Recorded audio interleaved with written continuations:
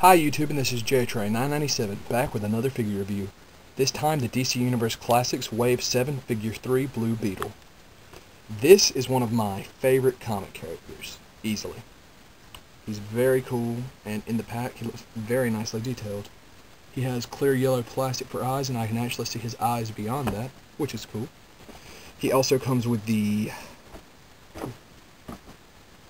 right leg of Atom Smasher. Didn't know which leg it was for a second there. There's Atom Smasher, Flash, himself, Kid Flash, Ocean Warrior Aquaman, Captain Cold, Big Barda, and Booster Gold. Of course, I've already said multiple times, Booster, Aquaman, and Beetle didn't come out with the original wave. The original wave came out with a reissued Batman and a reissued Green Lantern. The newest ones came out with a reissued, three that I just talked about came out with a reissued Firestorm and Wonder Woman. Okay.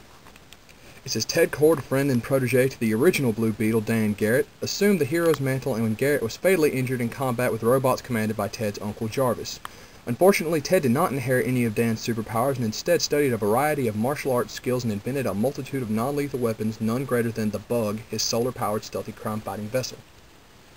Okay, the Blue Beetles always use this thing called the Scarab, which gives them their power. Ted couldn't get the Beetle to work, the Scarab to work.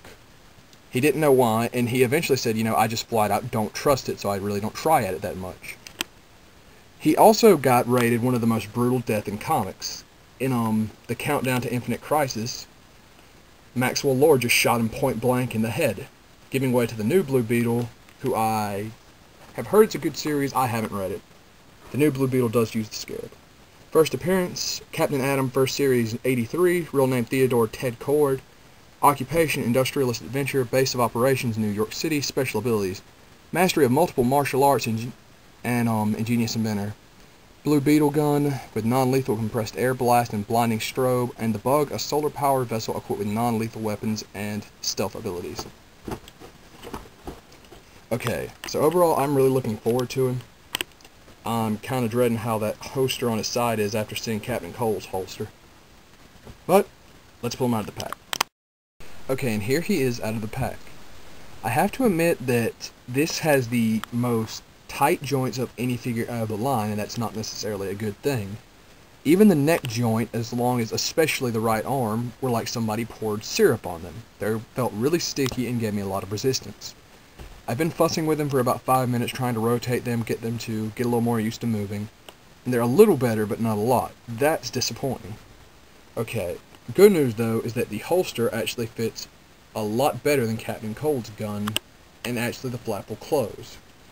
The flap will not actually hangs down lower than the where it is right now without the gun in it, but it's at a permanent bend, so it hangs down naturally, unlike Captain Cold, which stays up all the time since you can't get it to close right.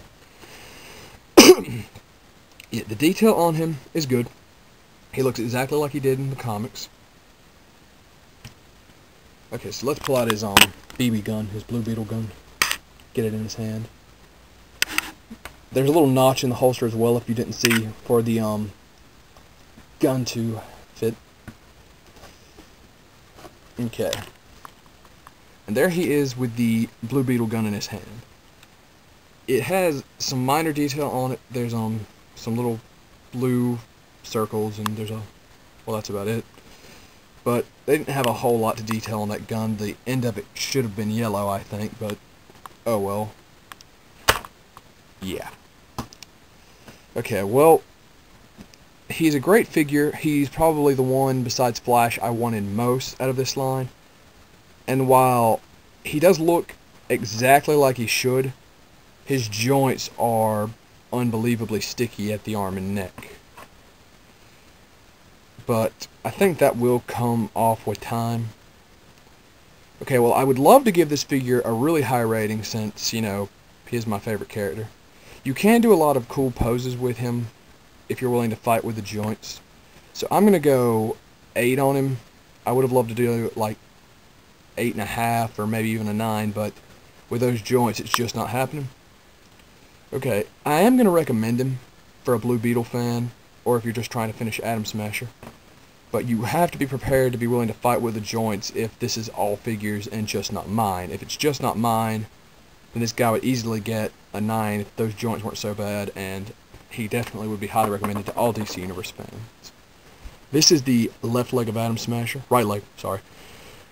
Obviously, this leg is huge. I mean, even compared to Beetle, this is almost as big as Beetle.